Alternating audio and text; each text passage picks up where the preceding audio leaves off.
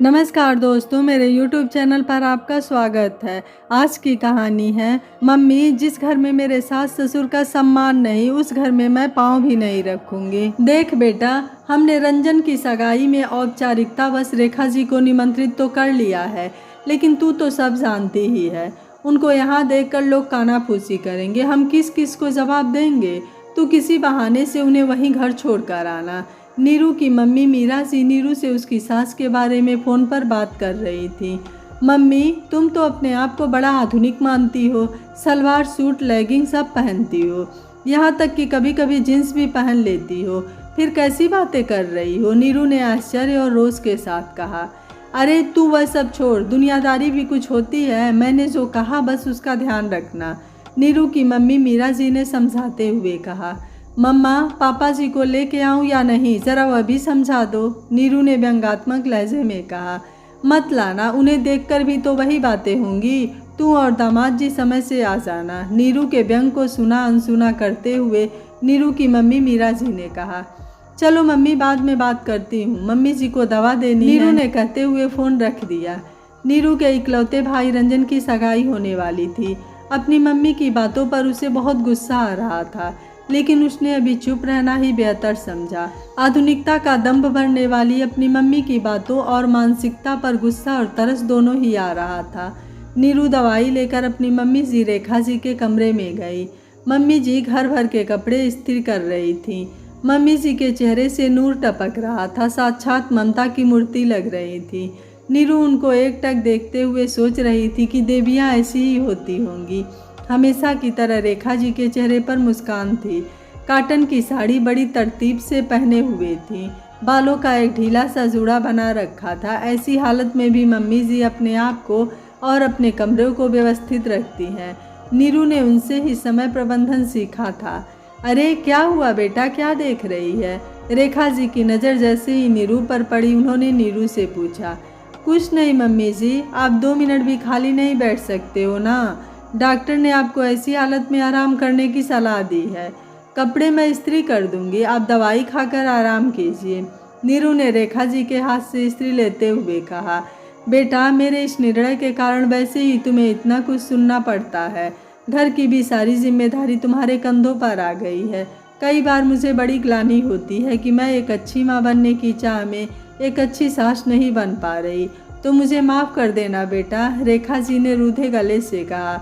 अरे मम्मी जी, आप तो दुनिया की सबसे अच्छी माँ और सास हैं। आपने तो मुझे अपनी बेटी की तरह सब सिखाया है। अब निम्मी दीदी की आखिरी उम्मीद आप ही हो। निम्मी दीदी का दर्द मैं बखूबी समझती हूँ। आप तो इस घर का सबसे मजबूत स्तंभ हो। आप तो मेरी प्रेरणा हो मम्मी। आप ऐसे निराश और दुखी होंगी तो कैसे चलेगा? नीरू ने अपनी सास रेखा जी को दवाई खिलाते हुए कहा। अरे रंजन की सगाई होने वाली है, तुम कुछ दिन पहले ही चली जाना, काफ़ी तैयारियां करवानी होती है। मैं निम्मी को फ़ोन करके बोल देती हूँ कि कुछ दिन छुट्टी लेकर यहाँ आ जाए, रेखा जी ने लेटते हुए कहा। नहीं मम्मी जी, ऐसी कुछ खास तैयारियां नहीं करनी है। शॉपिंग तो सब होने वाली दुल्हन को मम्मी और रंजन ने करा ही दी है। निम्मी दीदी आपको देखकर दुखी होती है, उन्हें लगता है कि उनकी वजह से आपको इतनी तकलीफ झेलनी पड़ रही है। वैसे भी उन्हें बाद में बहुत छुट्टियाँ लेनी होंगी, नीरू ने कहा। हाँ, मीरा जी तो खुद ही इतनी आधुनिक हैं, आजकल के फैशन का पूरा सेंस है और आज की पीढ़ी के साथ पूरा घुल मिल जाती हैं। रंजन की होने वाली पत्नी बड़ी भाग्यशाली है, इतनी बढ़िया सोच वाली सास मिली है। देखो, इस हालत में भी मुझे तक सगाई में बुलाया है, रेखा जी ने मुस्कुराते हुए कहा। मम्मी जी मम्मी के बारे में कितने अच्छे विचार रखती हैं, और एक मम्मी को देखो, मम्मी इतने मुखौटे लगाकर कैसे घूम लेती हैं। अब मम्मी जी को क्या बताऊं, बेचारी बिना बात ही दुखी हो जाएंगी। जी मम्मी जी, चिंकी उठने वाली होगी, मैं उसे देखकर आती हूँ, अपने सोच के घोड़े पर लगाम कसते हुए नीरू ने कहा। हाँ जाओ बेटा। एक और बात, अपनी होने वाली भाभी को सगाई में तोहफे में क्या दोगी? मैं सोच रही थी कि अभी सोने के कंगन दे दो, शादी में कंगन के मैचिंग का सेट दे देना। रंजन के लिए भी एक सोने का ब्रेसलेट अभी ले लो, शादी का बाद में सोच लेंगे, रेखा जी ने कहा। अरे मम्मी जी, इतने महंगे तोहफे देने की क्या ज़रूरत है? नीरू ने अपनी आंखें बड़ी करते हुए पूछा। कैसे नहीं ज़रूरत है? भूल गई तुम, तुम्हारी ननद निम्मी ने भी तो तुम्हें ऐसे ही तोहफे दिए थे, रेखा जी ने कहा। निम्मी दीदी तो खुद भी नौकरी करती है, इसलिए आराम से इतने महंगे तोहफे दे सकती हैं, लेकिन मम्मी जी तो मुझे भी वैसे ही तोहफे देने के लिए कह रही हैं। जहाँ पीहर वालों को कुछ भी दे दो तो ससुराल वालों के मुंह फूल जाते हैं, वहाँ मम्मी जी तो हमेशा मैं जितना सोचती हूँ उससे भी 4 कदम बढ़कर मेरे पीहर वालों का मान सम्मान करती हैं। मेरी मम्मी भी ना कई बार सही लोगों के लिए गलत बातें बोल देती हैं। ऐसा सोचते हुए नीरू ने कहा, जी मम्मी जी, और वहाँ से चली गई। नीरू ने अपने कमरे में झांक कर देखा तो चिंकी अभी भी सो रही थी।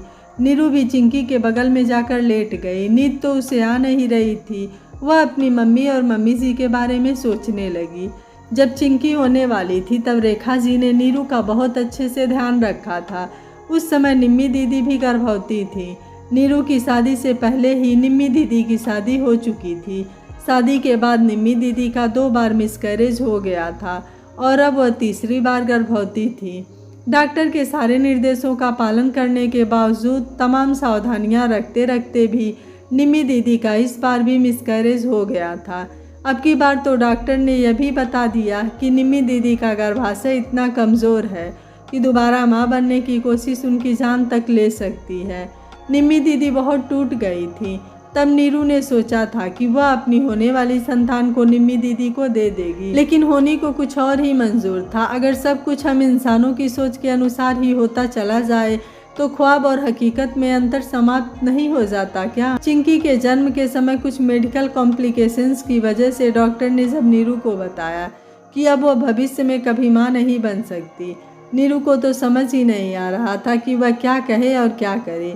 फिर भी उसने रूई सी कोमल चिंकी को निम्मी दीदी की गोद में डालते हुए कहा था कि दीदी, आप इसकी बुआ नहीं माँ हो, या आप ही की बेटी है।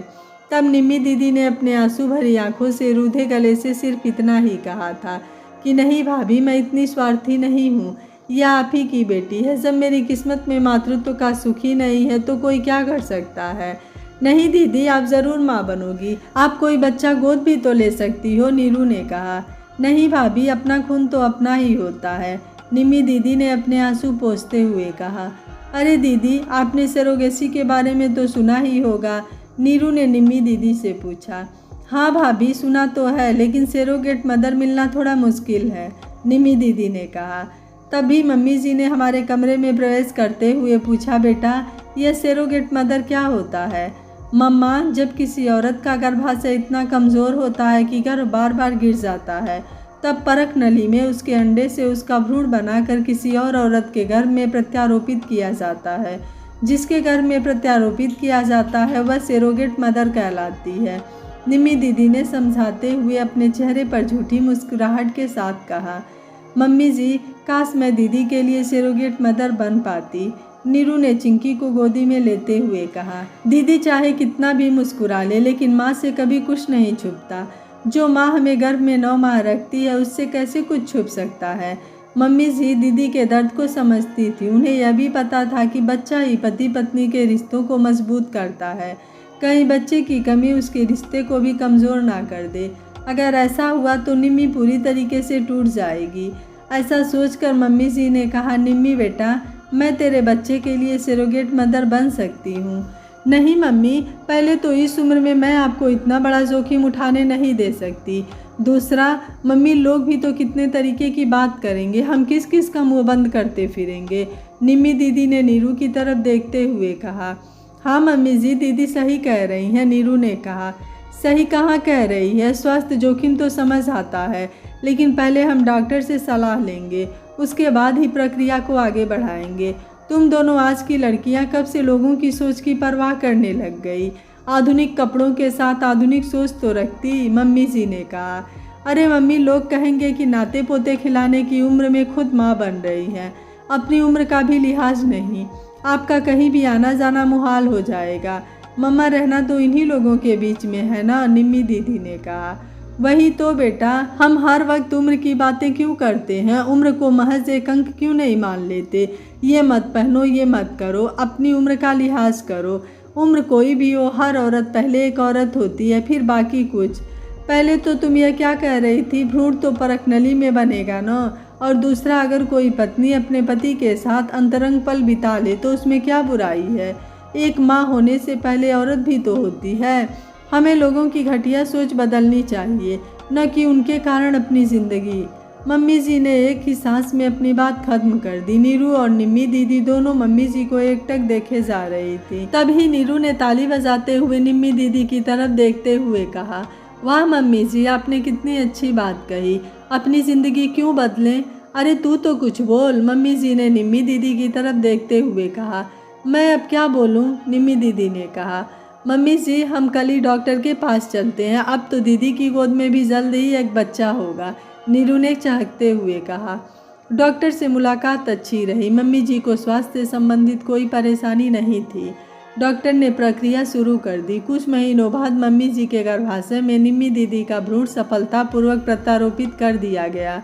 तभी चिंकी जाग गई और चिंकी की आवाज़ से नीरू की सोच का घोड़ा भी रुक गया था। नीरू चिंकी को चुप कराने लगी और कुछ ही देर में चिंकी खेलने लग गई थी। मम्मी जी का 5वां महीना चल रहा था, इसलिए मम्मी चाहती थी कि मम्मी जी सगाई में न आए। अब उनका पेट जो थोड़ा थोड़ा दिखने लग गया था। नीरू ने एक निर्णय ले लिया था और उसने दोबारा अपने मम्मी को फ़ोन लगाया और कहा, मम्मी, अगर मम्मी जी नहीं आएंगी तो मैं भी नहीं आ सकती। बेटा, कैसी बातें कर रही है? तुझे ये लोगों की सुननी पड़ती, बस इसलिए कह रही थी, नीरू की मम्मी मीरा जी ने कहा। नीरू ने रेखा जी द्वारा कही गई बात ज्यों की त्यों मम्मी को बताते हुए कहा, मम्मी, लोगों की सोच के लिए हमें अपनी ज़िंदगी नहीं बदलनी चाहिए। बेटा, तूने मेरी आंखें खोल दी। भगवान हर लड़की को रेखा जी जैसी सास दे। तू अपने पूरे परिवार के साथ आना, हो सके तो 2-4 दिन पहले आ जाना तू। अब तो ठीक है, मीरा जी ने अपनी गलती स्वीकारते हुए कहा। यह हुई ना मेरी मम्मी वाली बात, नीरू ने चहकते हुए कहा। आपको नीरू का फैसला कैसा लगा? आप मुझे अपनी राय कमेंट बॉक्स में ज़रूर दीजिएगा। वीडियो पसंद आया है तो वीडियो को लाइक, शेयर एंड चैनल को सब्सक्राइब कर लीजिएगा। Thank you for watching. मिलते हैं अगली कहानी में।